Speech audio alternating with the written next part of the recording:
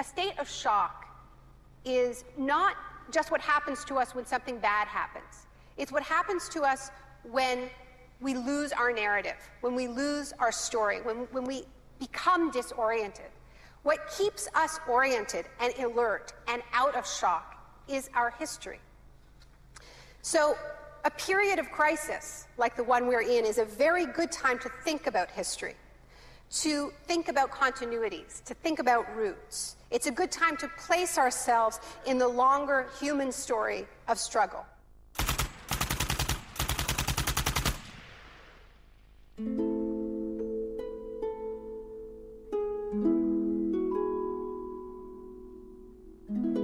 The story begins on June the 1st, 1951, when representatives of Western intelligence agencies secretly met with academics at Montreal's Ritz-Carlton Hotel.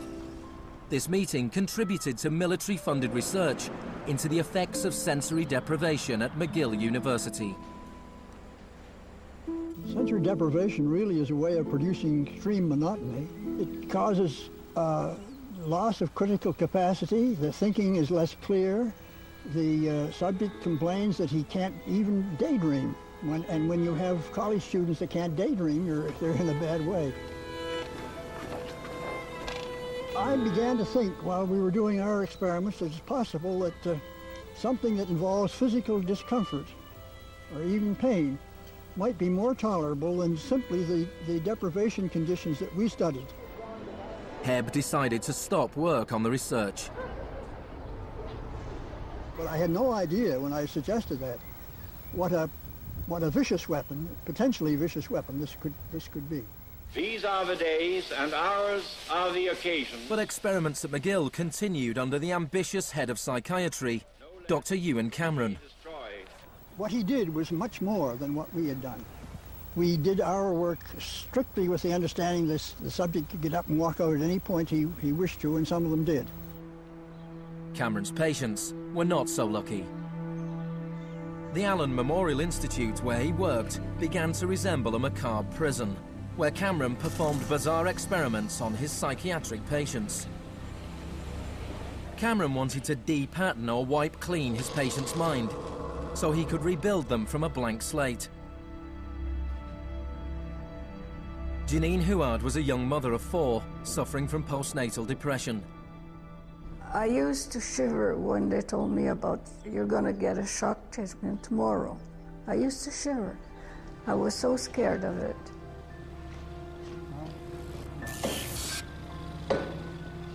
And I would wake up in another room, all mixed up and sad, and it used to make me very sad after.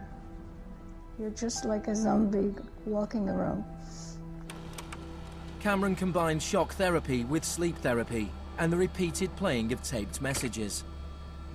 It says, Janine, Janine, you are running away from your responsibility. You don't want to take care of your husband and children.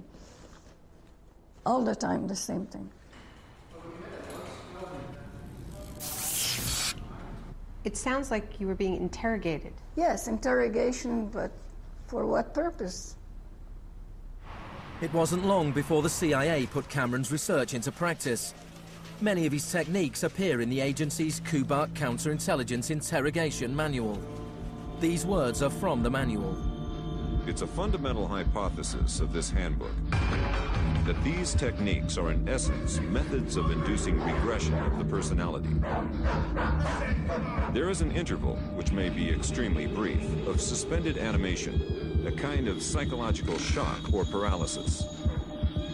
Experienced interrogators recognize this effect when it appears, and know that at this moment the source is far more open to suggestion, far likelier to comply than he was just before he experienced the shock.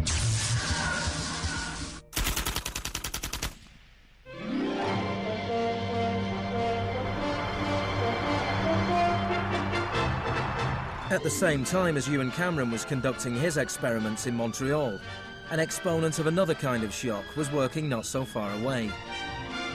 Milton Friedman was teaching economics at the University of Chicago.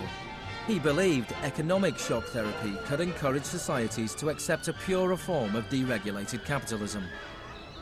In October 2008, in the midst of the biggest financial crisis since 1929, Naomi Klein went to the University of Chicago to talk about Milton Friedman. When Milton Friedman turned 90, the Bush White House held a birthday party for him. And everyone made speeches, including George Bush. But there was a really good speech that was given by Donald Rumsfeld. My favorite quote in that speech from Rumsfeld is this. He said, "Milton is the embodiment of the truth that ideas have consequences." What I want to argue here is that the economic chaos that we're seeing right now on Wall Street and on Main Street and in Washington stems from many factors, of course, but among them are the ideas of Milton Friedman. The Wall Street crash of 1929 led to the Depression of the 30s.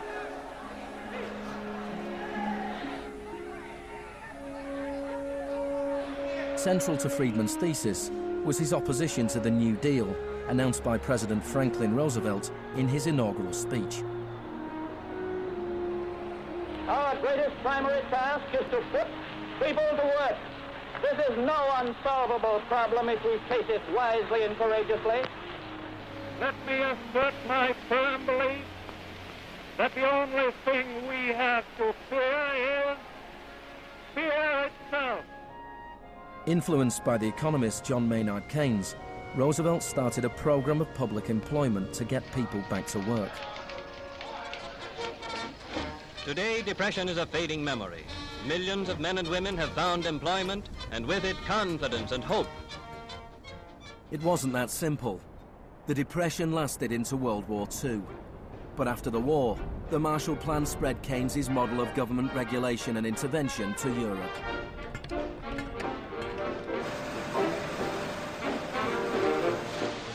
His principles were widely accepted, but not in the economics department of the University of Chicago. Milton Friedman from this university waged a war against the New Deal.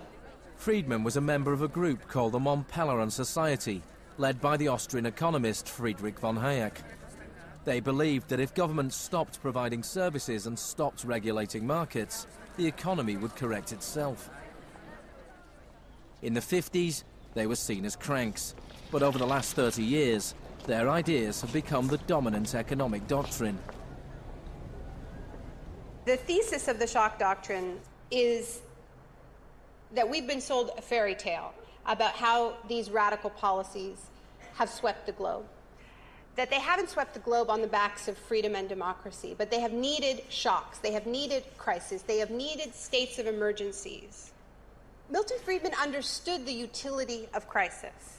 Only a crisis, actual or perceived, produces real change. When that crisis occurs, the actions that are taken depend on the ideas that are lying around.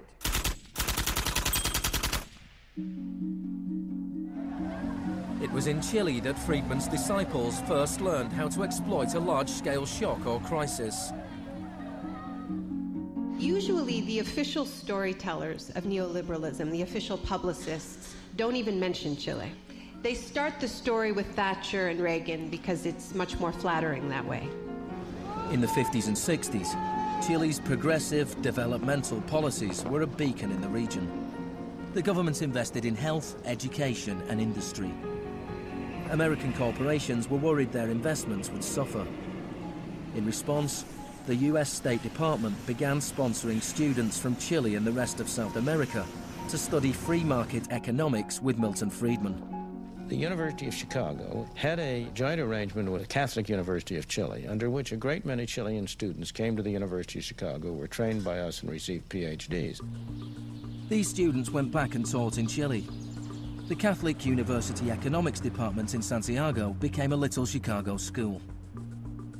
Arnold Harberger, the economist in charge of the program, described himself as a seriously dedicated missionary.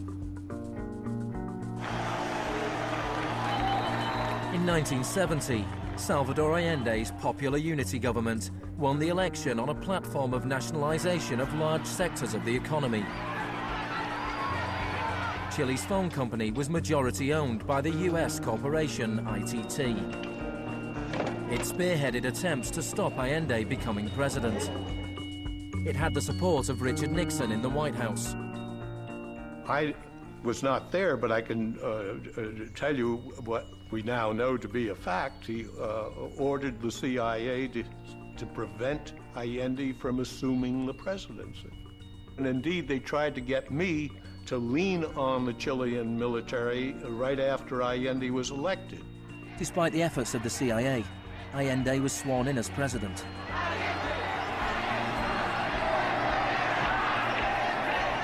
Richard Nixon ordered the CIA director to make the economy scream. Señor Nixon es presidente de Estados Unidos y yo soy presidente de Chile. Yo no tendré un término despectivo contra el señor Nixon mientras el señor Nixon respete al presidente de Chile. Preparations began for the military coup. The Chilean Chicago boys started work on a 500-page economic blueprint called the BRIC. With US funding, everything was done to destabilize the economy. Truck drivers went on strike, bringing factories and shops to a standstill. There was a failed coup attempt on June the 29th, 1973. And then on September the 11th, with General Pinochet leading the army, the assault began on the presidential palace.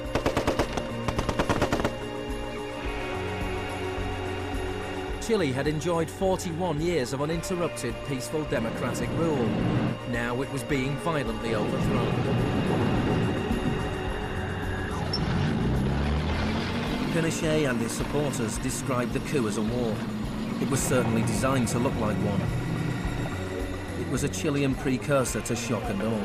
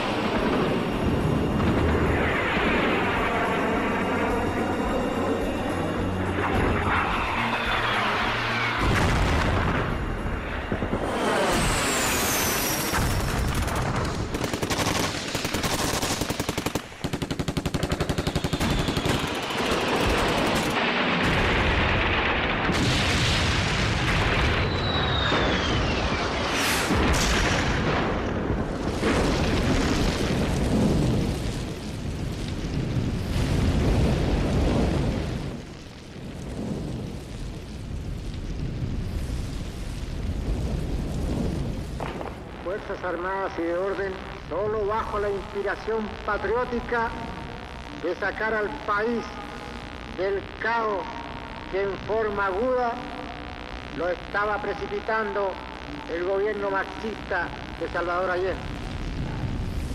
The Chicago boys delivered their economic blueprint, the BRIC, to Pinochet.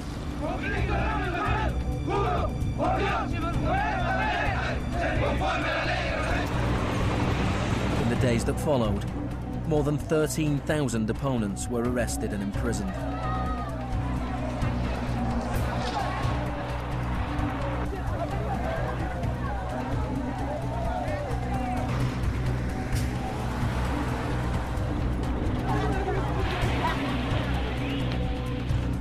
Thousands of prisoners were held in the National Stadium. Many were tortured. Chile became notorious around the world. ¿Cuántas personas?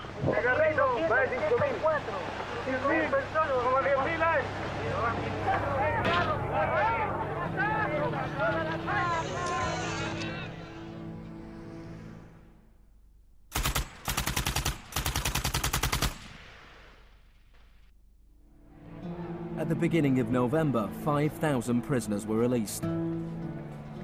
The 900 they left behind were transferred to other detention centres.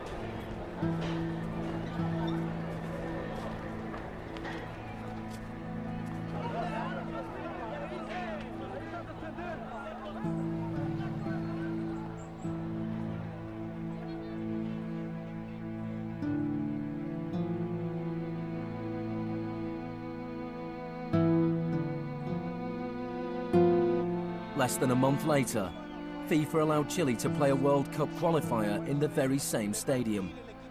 Their opponents, the Soviet Union, refused to play there, so Chile were allowed to score into an open goal and went through to the 1974 World Cup finals.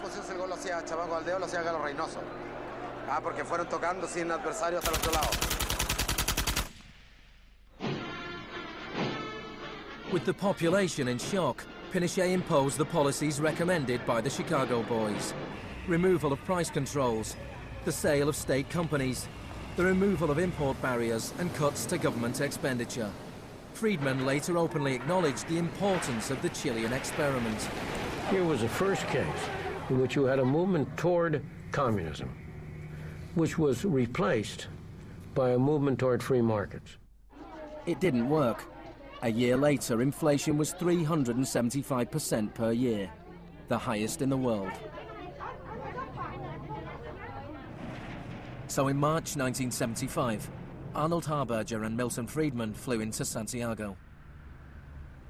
He used a phrase that had never before been used in a real-world economic crisis. He called for shock treatment.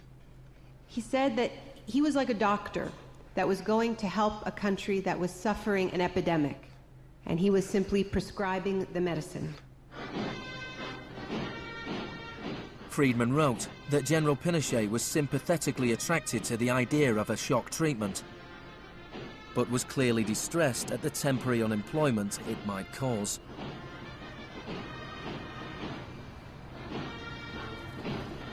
It rapidly became clear that Friedman's economic policies benefited the wealthy at the expense of the poor. It was calculated that a family trying to live on the average wage had to spend 74% of its income on bread. Items such as bus fares or milk became luxuries, and Pinochet got rid of free milk in school, a move that echoed the controversial policy of the young education minister in Britain, who would later become his friend.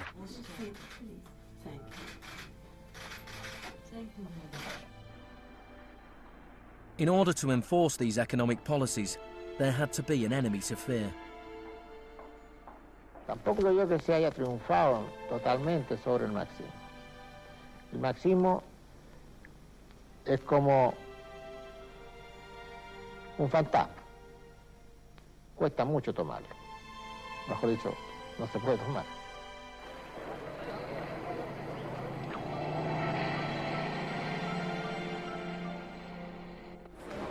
Friedman and Harberger argued that free market economics went hand in hand with freedom and democracy. But in Chile, where their ideas were being implemented within the context of a military dictatorship, the opposite was true.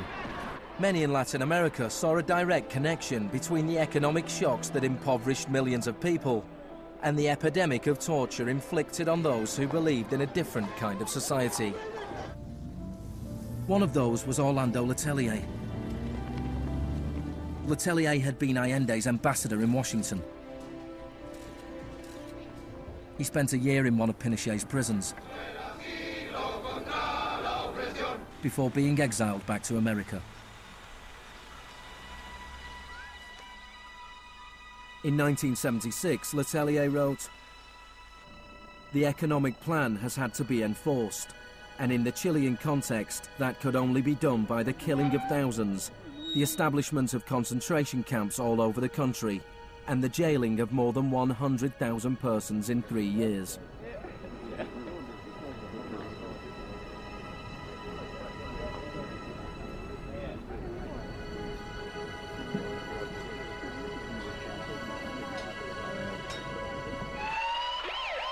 Less than a month later, Letelier was killed by a car bomb. Good evening. A powerful bomb today tore through a car as it was driving along Washington's usually quiet Embassy Row. The Chilean was Orlando Letelier, who also had been foreign minister during the last months of the late Salvador Allende's Marxist regime. Richard Roth reports. Michael Townley, a member of Pinochet's secret police, was behind the bombing.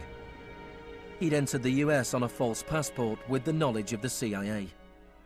Michael, buenas noches. Buenas noches, Pablo. La opinión del Poder Judicial chileno, ¿hay confianza en él?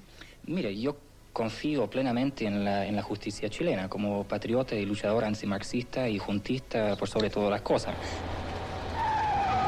Despite his confidence, Townley was extradited to the US and convicted of Letelier's murder. Pinochet ruled Chile as a military dictator for 17 years, but in a frank interview, Harberger remained in denial. You cannot have a repressive government for long within a genuinely free economic system.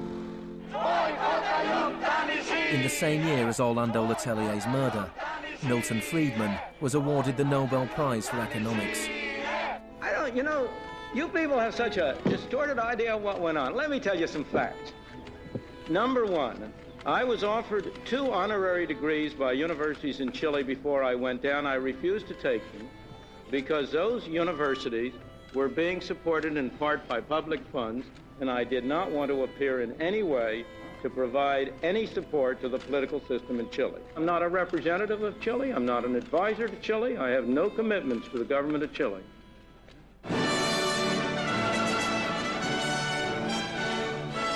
I now turn to you, Professor Milton Friedman.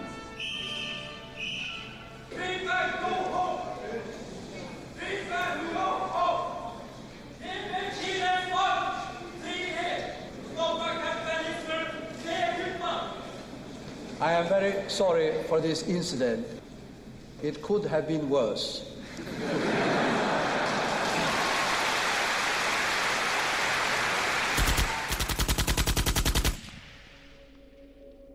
What I'm trying to do in the shock doctrine is tell an alternative history of how this savage stream of pure capitalism that we've been living, capitalism unrestrained, came to dominate the world. Chile wasn't the only country in South America to adopt Chicago school policies. Friedman's disciples held key positions in Brazil and advised the government of Uruguay. Then on March the 24th, 1976, a military coup overturned the government of Isabel Perón in Argentina. A junta of 3 generals took over the country, led by General Videla. Chicago boys landed key economic posts in the military government. They seized the opportunity for major economic and social re-engineering. And within a year of the coup, wages lost 40% of their value, factories closed, poverty spiraled. Just as in Chile, people had to be terrorized into accepting these economic policies. Videla learned from Pinochet's experience. He adopted the tactic of disappearing people. Striking a balance between public and private horror, disappearances were often carried out in broad daylight, but could always be denied.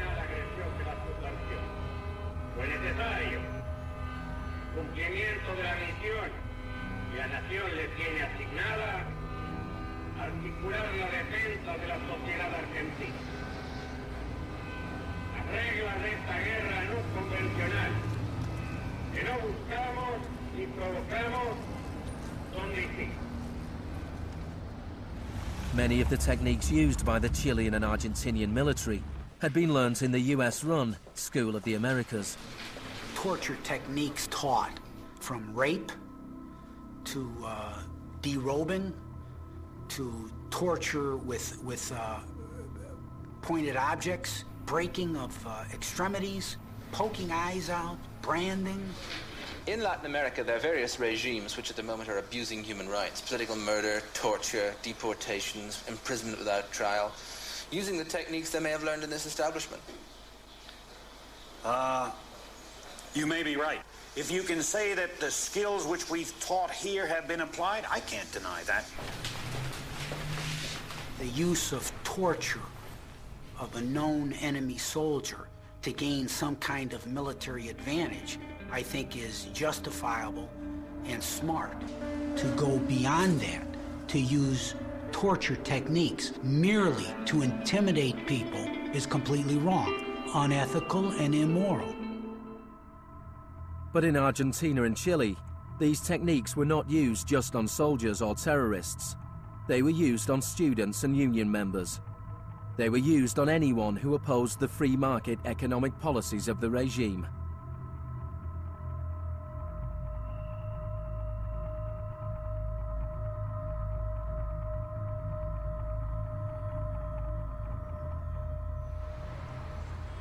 In 1978, the Argentine junta hosted the World Cup. The final was played in the stadium less than a mile away from the biggest detention camp in the country, where thousands of prisoners were held in torture chambers. Decir que con los goles, con el grito de gol, se tapaba la voz de los secuestrados, los gritos de los secuestrados era una realidad.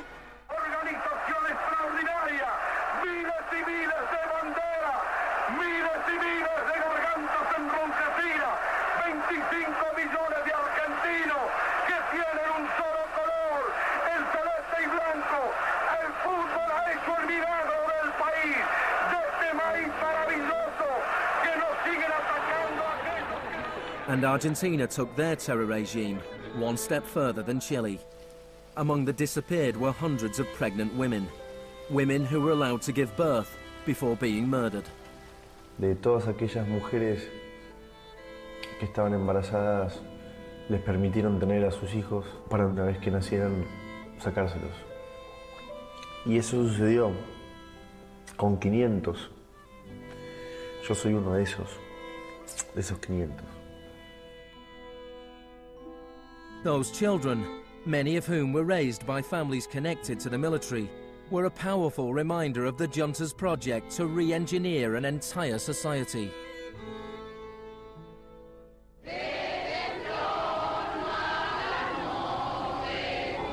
While the junta was still in power, a group of mothers and grandmothers of the disappeared started to protest in the Plaza de Mayo.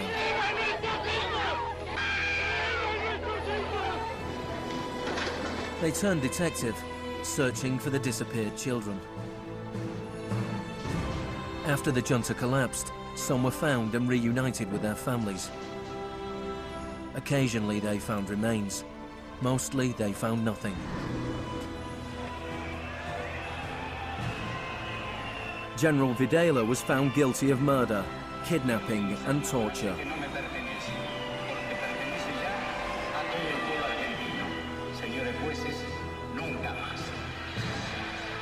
He was sentenced to life in prison.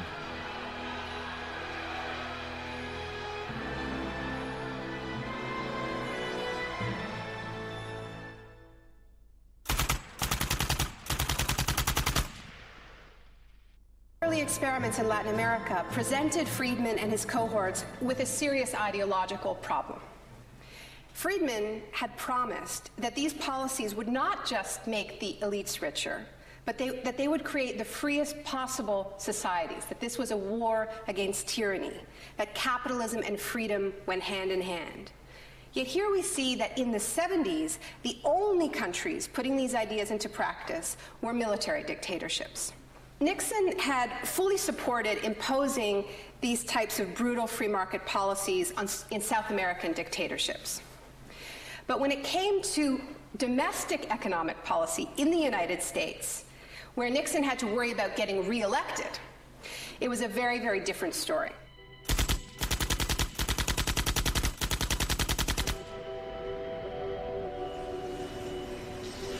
Friedman enjoyed a friendly relationship with Nixon. Several of his Chicago school colleagues and disciples were recruited to work for the government. Donald Rumsfeld was one of them. So help me God. Congratulations. Thank you. But in 1971, with the economy in a slump, Nixon turned his back on Friedman's ideas and imposed a wage and price control policy. He put Rumsfeld in charge. Which is essentially a problem of supply and demand. I have for long been opposed to the wage and price control. I believe it involves government intervention with the freedom of individuals. I think it's intolerable. The Keynesian policy was a success, and Nixon won a second term with a landslide majority. It was a blow for Friedman. Then in 1979, Margaret Thatcher was elected Prime Minister of Britain. Her intellectual guru was Milton Friedman's old mentor, Friedrich von Hayek. And just over a year later, Ronald Reagan was elected President of the United States. Both Britain and America were now ruled by unabashed Freemanites. Margaret Thatcher's program when she came in had 4 planks. Cut government spending, cut tax rates, reduce government ownership and operation of industries or regulation of industry, and have a moderate and stable monetary policy to bring down inflation. Within her first 3 years in office, unemployment doubled in parts of the economy, leading to waves of strikes. Thatcher's personal approval rating slumped to 25%. There were riots in Britain's major cities. Even Margaret Thatcher's admirers had their doubts. The economic performance of the Thatcher government has been mixed.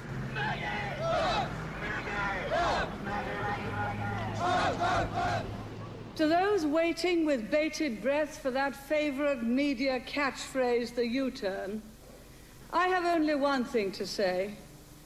U-turn if you want to. The ladies not for turning. Friedrich von Hayek urged Thatcher to copy Pinochet's economic shock therapy policies. Thatcher replied, "In Britain, with our democratic institutions and with the need for a high degree of consent, some of the measures adopted in Chile are quite unacceptable." Thatcher's profound unpopularity seemed to be proving once again that free market fundamentalism was simply too unpopular, too directly harmful to too many people to survive in a democratic state where governing requires getting the consent of the governed, unlike a military dictatorship. What pulled Thatcher back from the abyss and ultimately saved the project was a crisis. Indeed, it was the ultimate crisis. It was a war. We are here because for the first time for many years, British sovereign territory has been invaded by a foreign power. The government has now decided that a large task force will sail as soon as all preparations are complete. HMS Invincible will be in the lead. Most people in Britain had never even heard of the Falklands. But when Argentina invaded the small group of islands thousands of miles away in the South Atlantic, Thatcher seized her opportunity to prove her credentials as the Iron Lady. Gentlemen, I've just heard that the white flag is flying over Stanley. The war was over in less than 3 months. As the troops returned to Britain, a wave of patriotic celebrations swept the country. Thatcher won the 1983 elections with a massive majority. She could now push through a form of the economic shock therapy witnessed in Chile.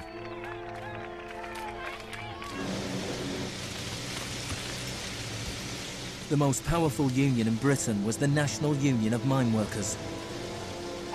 When the National Coal Board tried to close pits down, the miners went on strike. Parts of central London are brought to a halt as thousands of miners and sympathizers march through the city in support of the miners' strike. It's Britain's longest and most bitter since 1926, and the most expensive ever. The strike lasted almost a year. Thatcher used every means at her disposal to destroy the union.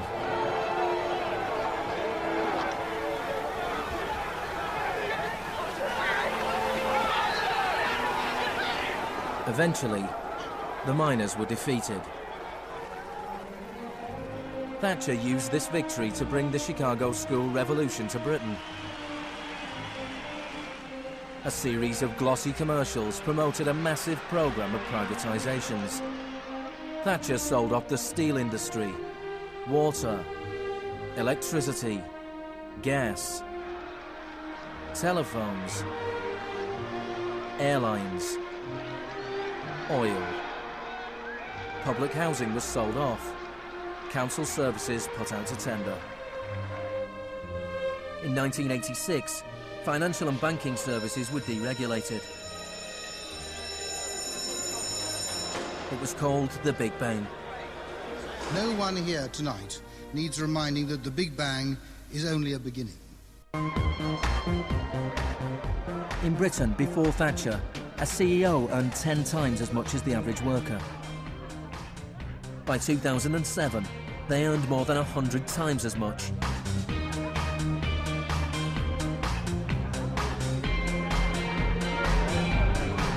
In the US, before Reagan, CEOs earned 43 times as much as the average worker. By 2005, they earned more than 400 times as much. Friedman openly acknowledged the importance of Thatcher and Reagan in the spreading of Chicago school policies around the world. The coincidence of Thatcher and Reagan having been in office at the same time was enormously important for the public acceptance worldwide of a different approach to economic and monetary policy. Thank you very much. What I'm describing now is a plan and a hope for the long term. The march of freedom and democracy, which will leave Marxism, Leninism on the ash heap of history as it has left other tyrannies which stifle the freedom and muzzle the self-expression of the people.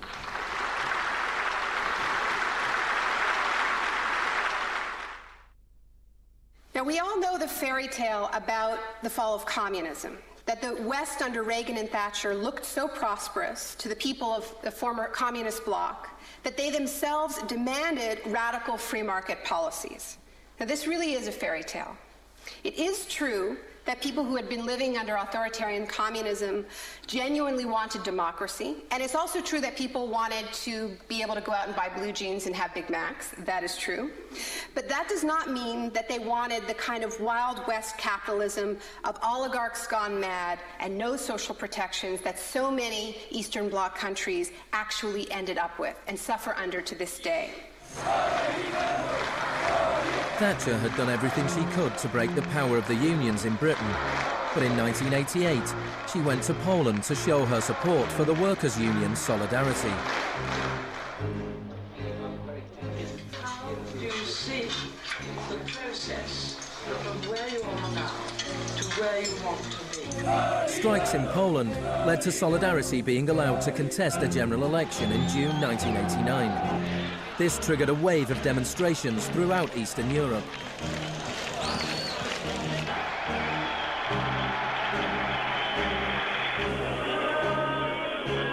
In the past, the Soviet Union had used military force to crush democratic movements.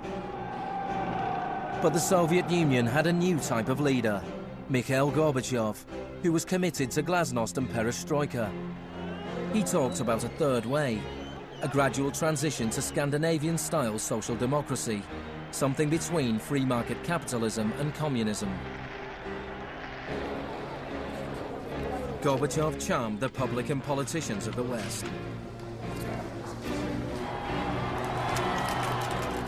He's a bold, a determined and courageous leader. Gorbachev stood and watched as one by one the old communist regimes collapsed.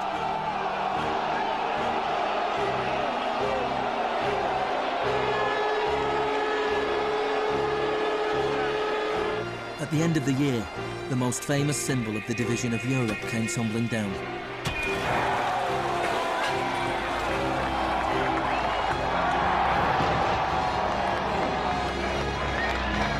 For Friedman and the Chicago boys, a whole new world opened up.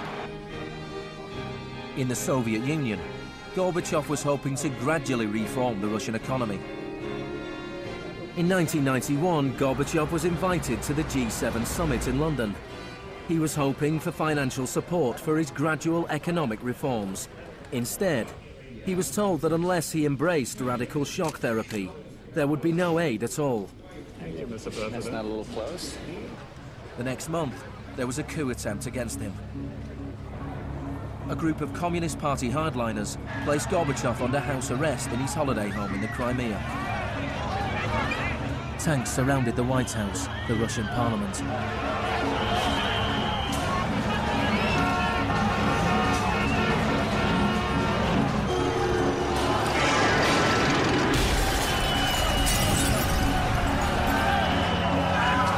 Amid the chaos of street clashes, it was obvious that to reinforce their position, the hardliners would have to resort to violence. Such action between the people and the security forces has not been seen since the early days of the Russian Revolution.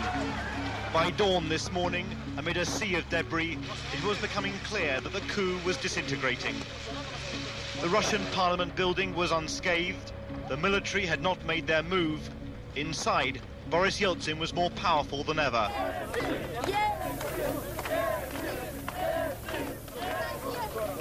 This was Yeltsin's finest hour.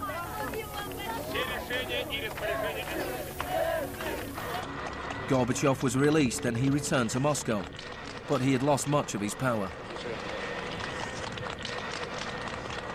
Я выражаю признательность за принципиальную позицию россиянам, президенту России Борису Николаевичу Ельцину. In December 1991, the Soviet Union was dissolved, a profound shock for the Russian people. Yeltsin was now in charge of economic policy for the Russian Federation. The free market came to Russia. There was chaos. The adoption of Chicago school policies in Russia marked the beginning of a new chapter in the free market crusade. It was all shock, no therapy.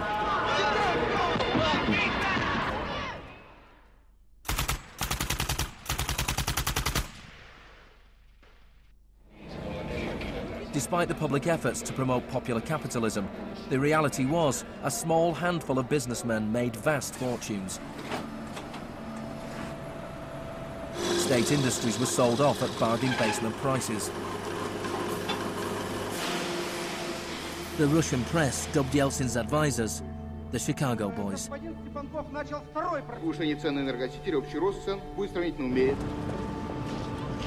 Yeltsin's shock therapy meant that in 1992, the average Russian consumed 40% less than in 1991. A third of Russians fell below the poverty line, and wages weren't paid for months. One expert today predicted 140 million Russians will soon be living below the poverty line. Corruption was rife. Organised crime boomed. Moscow became the new Wild West.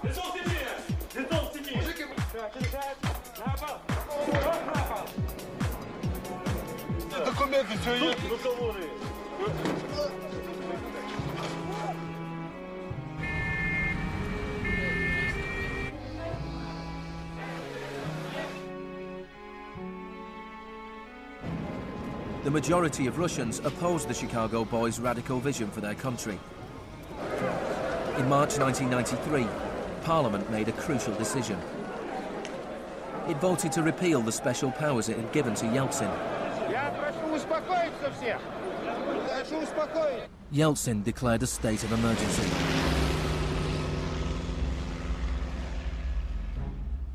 The Constitutional Court ruled that it was illegal.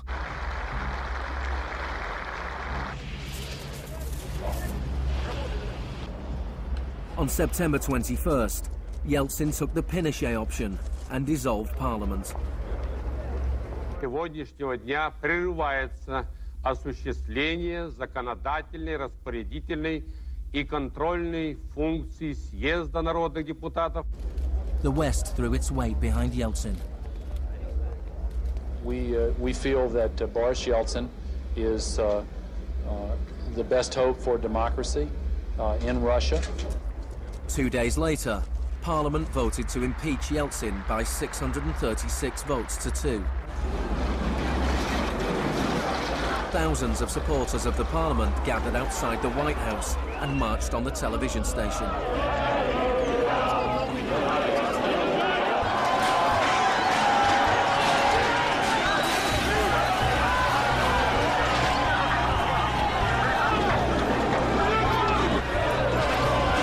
It looked like the supporters of Parliament were winning. Yeltsin flew back to Moscow from his holiday home. That night, 100 demonstrators were killed as the Yeltsin authorities fought back.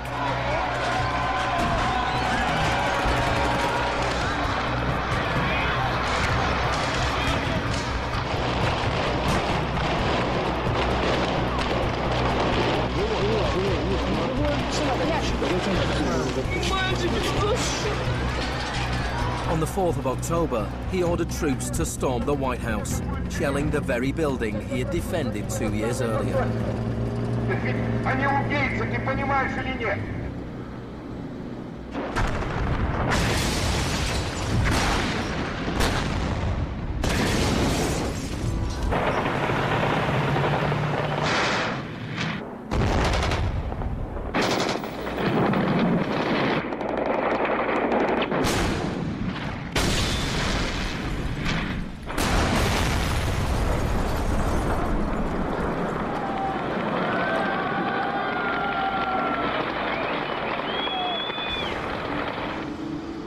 Warren Christopher, the US Secretary of State, said, "The United States does not easily support the suspension of parliaments, but these are extraordinary times."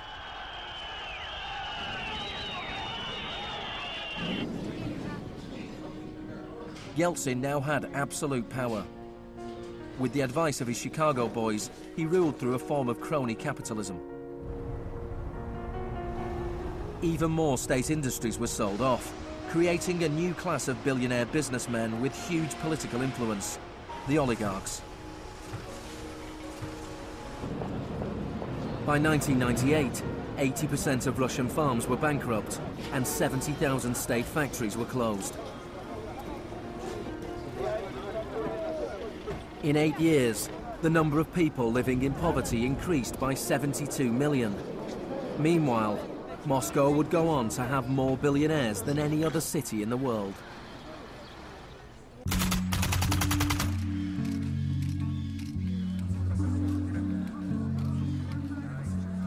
Good afternoon. Thank you for coming. Today it is my honor to announce that I'm submitting the name of Donald Rumsfeld to be Secretary of Defense. I look forward to serving our country again. Rumsfeld had been Secretary of Defense before under Gerald Ford.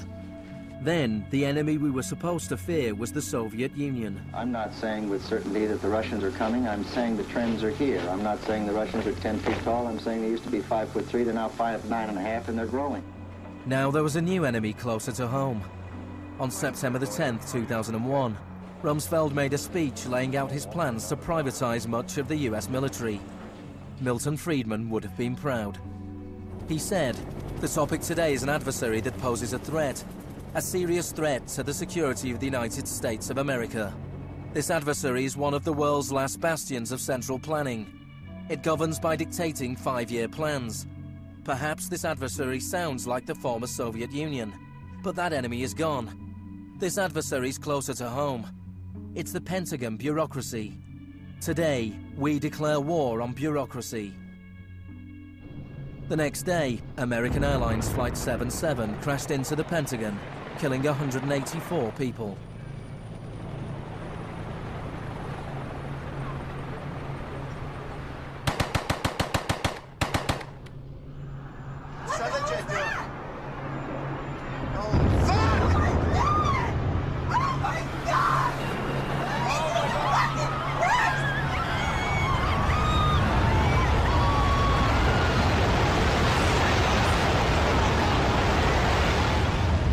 Think about that feeling after those attacks. Who are these people? Where did they come from? Why do they hate us? There was a total loss of collective narrative. We were not living in the world that we thought we lived in. And we kept hearing from our political leaders that everything we thought we understood before the attacks no longer applied. There was a new phrase, pre-9/11 thinking. And what happened in that moment is that suddenly news stories sort of magically appeared. That we were in a clash of civilizations. That's the world that we suddenly lived in. That there was an axis of evil, and that we were fighting a war against terror. This abstract, unwinnable war has had huge economic consequences. Before 2001, Homeland Security barely registered as an industry. Today, it is bigger than Hollywood and the music industry combined. Between September the 11th, 2001 and 2006, the Department of Homeland Security handed out $130 billion to private contractors. This is the disaster capitalism complex, a new economy built on fear. This will be a monumental struggle of good versus evil. The best defense against terror is a global offensive against terror, wherever it might be found. The first phase of this war was the bombing of Afghanistan.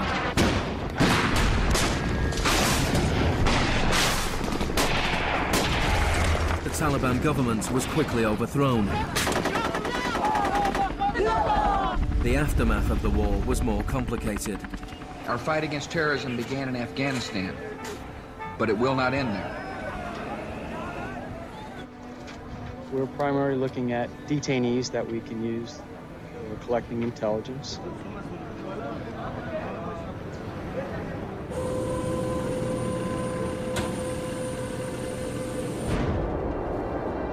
Guantanamo was the first time that the techniques of the Kubark Manual were explicitly and publicly being used by American forces, officially sanctioned in the White House and openly broadcast on television around the world. Isolation, both physical and psychological, must be maintained from the moment of apprehension. The capacity for resistance is diminished by disorientation. Prisoners should maintain silence at all times. They should never be allowed to speak to each other. 3 of the prisoners were Asif Iqbal, Ruhal Ahmed and Shafiq Rasool from Tipton in England. They spent more than 2 years in Guantanamo before being released without charge. Mentally, yeah, you couldn't speak to nobody, you couldn't do nothing, you couldn't stand up. And just sitting there, you'd be in your thoughts all the time thinking, what the hell's going on, where the hell am I? Are we going to be staying here for the rest of our lives? Are we going to be going back home? Will we ever see our family again?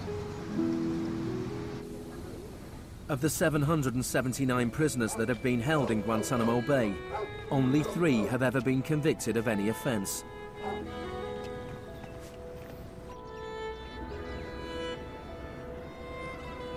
Well, the only thing I know for certain is that these are bad people. It was a message to the whole world, and the message was clear. It was, this is what happens to you if you get in our way. The war on terror is not about one man, and it is not about one country. There were many justifications given for the invasion of Iraq. But if the US had really wanted to attack a country where the leaders of Al-Qaeda were thought to be hiding, which had nuclear weapons and was selling nuclear technology to other countries, then Pakistan would have been the obvious choice. It had close connections to the Taliban and was being run by a military dictator. Instead, George Bush chose to target Iraq, a country with the 3rd largest oil reserves in the world.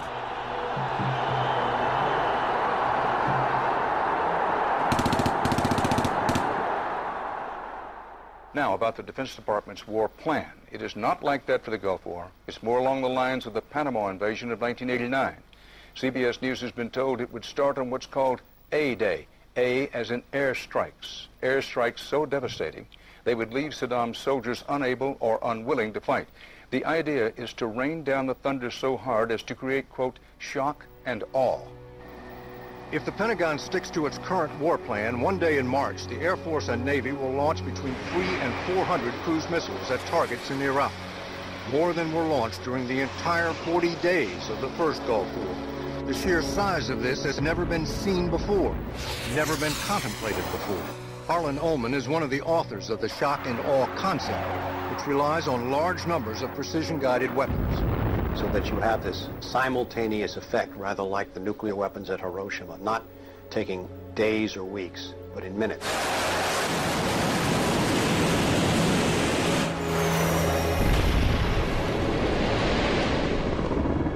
You also take the city down. By that I mean you get rid of their power, their water, and you begin this relentless campaign to wear them down so that 2, 3, 4, 5 days they are physically, emotionally, and psychologically exhausted. Last night, a square mile in central Baghdad seemed like hell on earth. During the first wave of the bombing, the citizens of Baghdad suffered a version of the sensory deprivation described in the Kubark Manual. In the chaos that followed the overthrow of Saddam Hussein, the US did little to stop the looting. Some US officials even thought it gave them a head start on dismantling the Iraqi state. John Agresto, Director of Higher Education Reconstruction, said he saw the looting of schools as the opportunity for a clean start. In fact, before sanctions, Iraq had the best education system in the region. 89% of Iraqis were literate. By contrast, in New Mexico, John Agresto's home state, 46% of the population were functionally illiterate.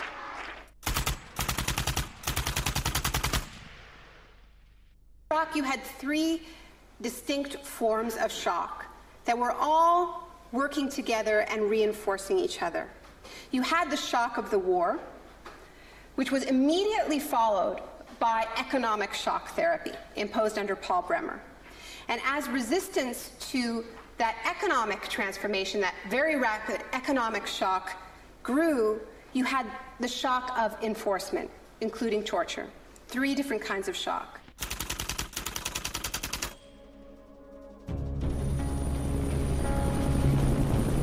In May 2003, Paul Bremer was appointed US envoy to Iraq. 2 weeks after he arrived, he declared the country open for business. We considered that the coalition had very broad authorities to determine the direction of the Iraqi economy. Bremer knew little of Iraq, but he knew about disaster capitalism. He had launched crisis consulting practice at the start of the Homeland Security boom. Today is a very important day in Baghdad. Bremer spent the first 4 months passing classic Chicago school laws. Rumsfeld described Iraq as having some of the most enlightened and inviting tax and investment laws in the free world. One of the first acts of Bremer was to fire 500,000 state workers. This was partly an act of debartification, but slashing governments was also vintage Friedman. Money was promised for reconstruction. Our investment in the future of Afghanistan and Iraq is the greatest commitment of its kind since the Marshall Plan. But in fact, it was just the opposite. Whereas the Marshall Plan was intended to boost European industries, US aid money in Iraq was spent on US corporations. If work came to Iraqis, it came at the bottom of a series of subcontractors. Creative associates received contracts worth $100 million to draft the curriculum and print new textbooks for the education system. Management and technology consultant Bearing Point was awarded contracts worth $240 million to build a market-driven system in Iraq. North Carolina-based RTI received contracts worth $466 million to advise on bringing democracy to Iraq. And Halliburton was awarded $20 billion in cost-plus Iraqi contracts. Parsons was handed $186 million to build 142 health clinics.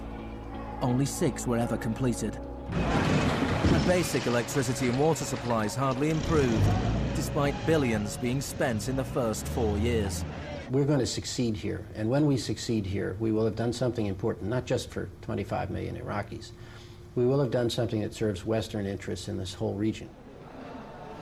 Even the new Iraqi currency was printed abroad. Let me show you an example of these notes.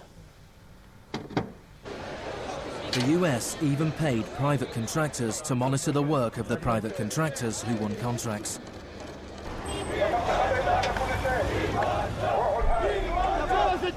I was in Baghdad in 2004, and this is the period when bombs started to go off regularly in Baghdad. In fact, the night that I arrived, a bomb went off very near our hotel.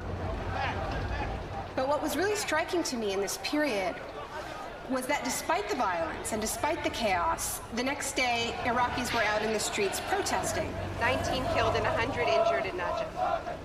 And what they were demanding at this time was elections, the right to actually have a say in what the post-Saddam era would look like. Now, in the early days of the occupation, the protests were peaceful, but as time went on, and the protests didn't have an effect, more and more Iraqis joined the armed resistance.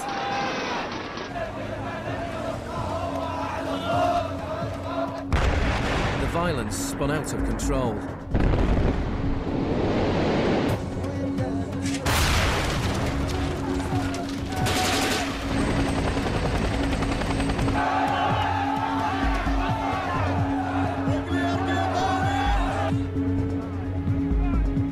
As in South America 3 decades earlier, bodies were often dumped by the roadside as a warning to others. These were Iraq's disappeared.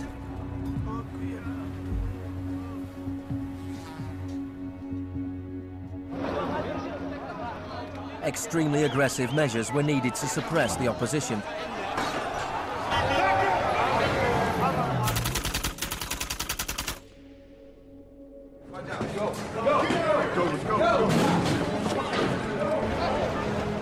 The first 3.5 years of the occupation, 61,500 Iraqis were captured. By spring 2007, 19,000 remained in custody. In prison, they were interrogated using techniques that could be traced to those devised by the CIA from Ewan Cameron's experiments in the 50s.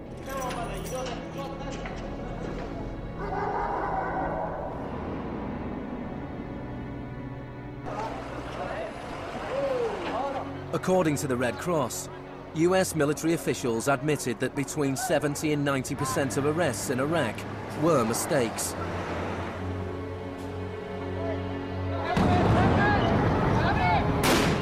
The chaos in Iraq seems like a defeat for shock therapy. But in Iraq, disaster capitalism moved on. Now the disaster itself provided the opportunity for profit.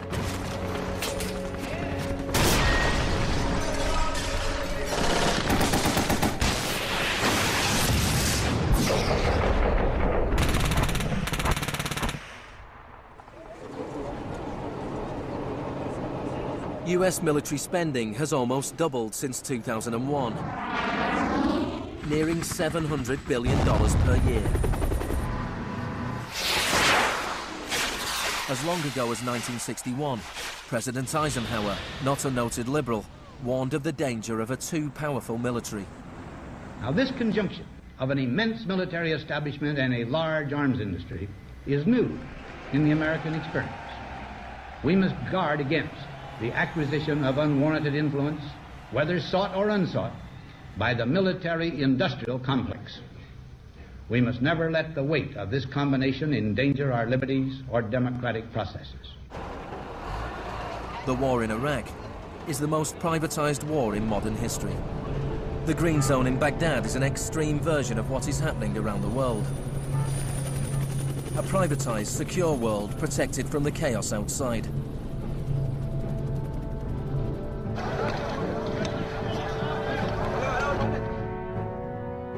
In 1991, in the First Gulf War, for every 100 soldiers, there was one military contractor. In 2003, at the beginning of the war in Iraq, for every 100 soldiers, there were 10 contractors. By 2006, for every 100 soldiers, there were 33 contractors.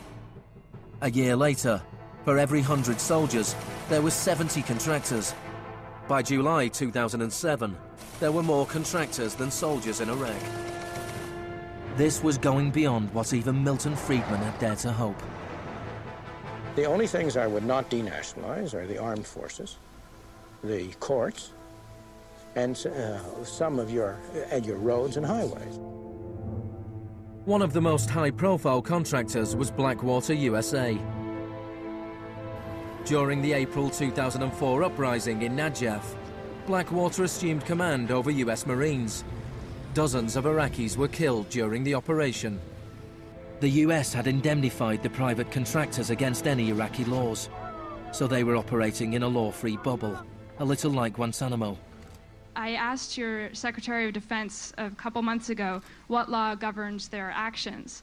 Mr. I was going to ask him. Go ahead.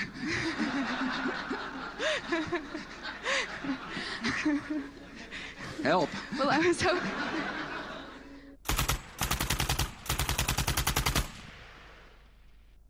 Just as Cameron's shock therapy left his patients confused and broken, so the multiple shocks inflicted on Iraq reduced the country to a lawless, violent, sectarian mess. By the time of Saddam Hussein's execution in 2006, 1,000 Iraqis were being killed each week.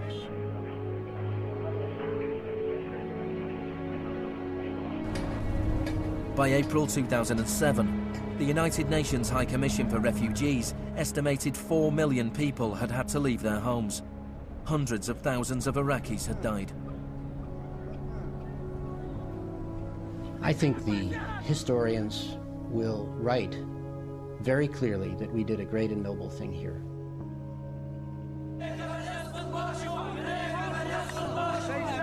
المسيرة بحد ذاتها هي ضد الإرهاب، ضد الإرهاب الأمريكي، لأن الأمريكان يقتلون النساء ويعتقلون النساء ويقتلون الأطفال ويهينون الشيوخ ويقتلون الشباب. أمريكا بحد ذاتها هي الإرهاب.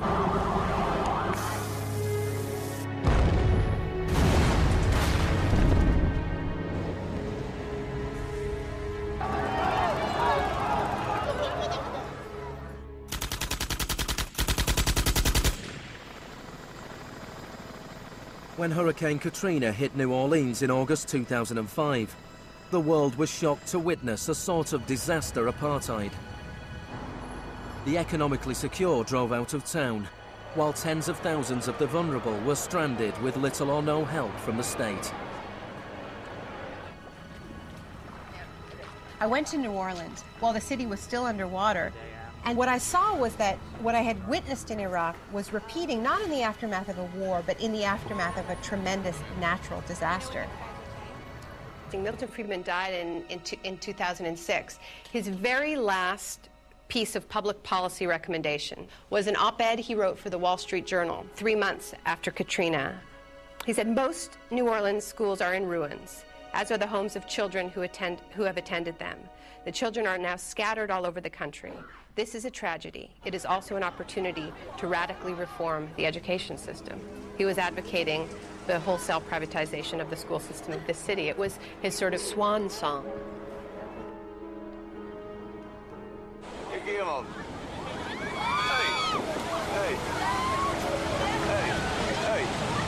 I'd witnessed a similar process in Sri Lanka in the aftermath of the 2004 tsunami.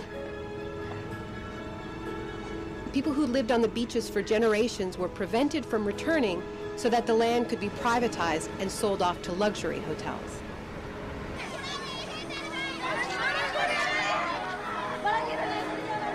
And this is exactly what I mean by the shock doctrine, the systematic raiding of the public sphere in the aftermath of a disaster, when people are too focused on the emergency, on their daily concerns, to protect their interests.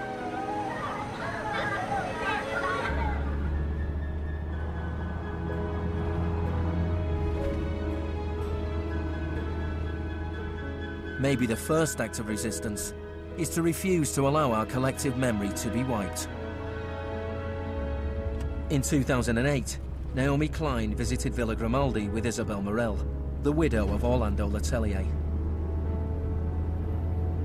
Villa Grimaldi is a memorial to the cruelty of the Pinochet regime and to its eventual defeat.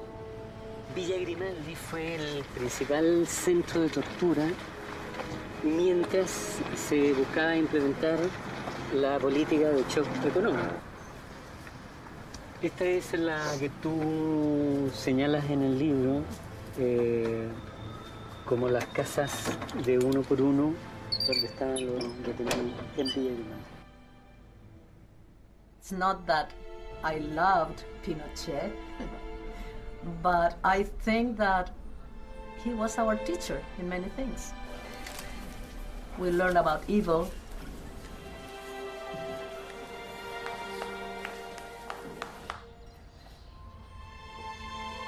In 1998, Pinochet was arrested while he was in London. His old ally, Margaret Thatcher, stood by his side. I know how much we owe to you.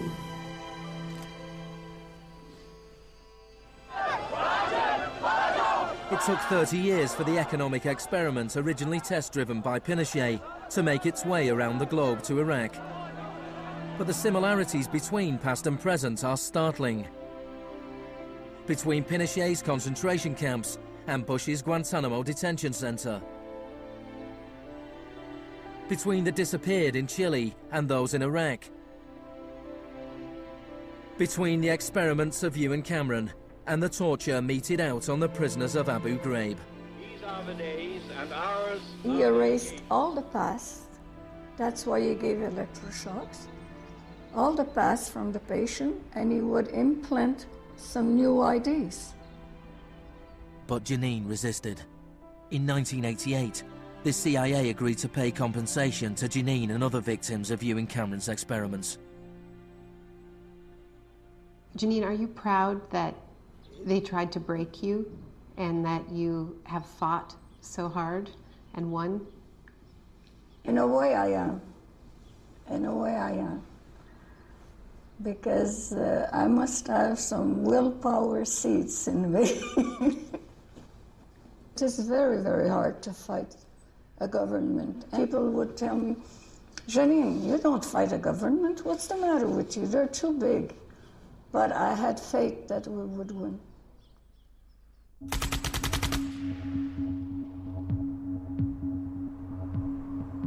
It is in the nature of unregulated markets to be volatile. Bubbles are allowed to inflate, and then, inevitably, they burst.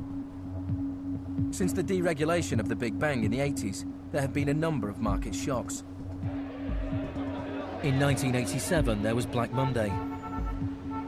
Markets fell spectacularly. It was the largest one-day percentage decline in stock market history. In 1992, there was Black Wednesday, when currency speculators made fortunes betting against the pound. In 1997, there was the Asian contagion. In 1 year, $600 billion disappeared from the stock markets of Asia.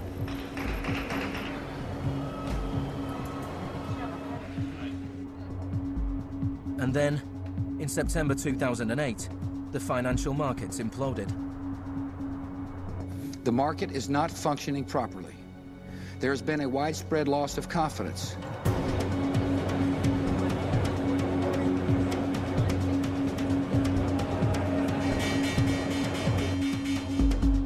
On September the 15th, Lehman Brothers filed for Chapter 11 bankruptcy protection. Yet only 1 week later, it was announced that workers at their New York office would share $2.5 billion in bonuses. It is estimated that Wall Street firms paid $18.4 billion in bonuses last year, the year of the crash. Despite the torrent of populist rhetoric about taking on the fat cats and standing up for the little guy and saving Main Street, not Wall Street, we are witnessing a transfer of wealth of unfathomable size. It is a transfer of wealth from public hands, from the hands of government, collected from regular people in the form of taxes, into the hands of the wealthiest corporations and individuals in the world. Needless to say, the very individuals and corporations that created this crisis. We are in the midst of a once-in-a-century credit tsunami. I found a flaw. I don't know how significant or permanent it is, but I've been very distressed by that fact. In the United States, it was the financial crisis that secured Obama's victory. Americans wanted to change course. Hello, Chicago!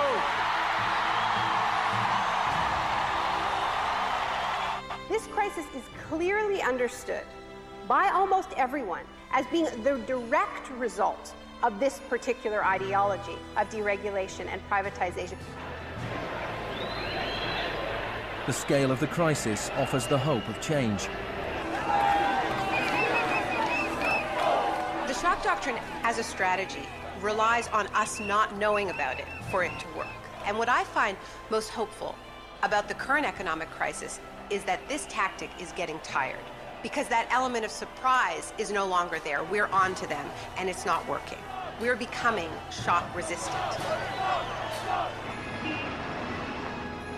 The last time the world suffered a financial crisis as severe as this, people turned to the Keynesian policies of the New Deal. Let me assert my firm belief that the only thing we have to fear is fear itself. More than 1 million people came to Washington to hear Obama's inauguration speech. Many journalists made comparisons with FDR. Now, there's been a lot of talk recently about comparing Obama to Franklin Delano Roosevelt. So I want to talk a little bit about FDR, because there's a great FDR story, and it could be an apocryphal one, about when he would be visited by some progressive organization or a union, and they would be proposing some new progressive policy that they wanted to be part of the New Deal. And he would hear them out, and he would listen to them, and then at the end he would say, now go out there and make me do it. And they did. In 1937, which was a pivotal year for the New Deal, do you know how many strikes there were in this country? 4,740 strikes, lasting an average of 20 days. Do you know how many strikes there were in 2007? 21. Now, the other reason to remember this history of struggle is that it tells us something very important, something that we need to remember at this moment when so much is at stake. It teaches us that if we want responses to this economic crisis that leave us with a world that is healthier, that is more just, that is more peaceful, we are going to have to go out there and make them do it. Thank you.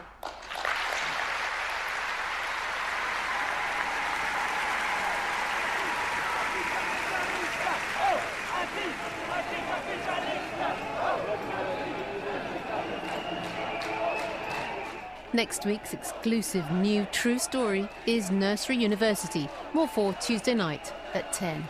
And stay with us for the story of the rise and downfall of Enron, the smartest guys in the room.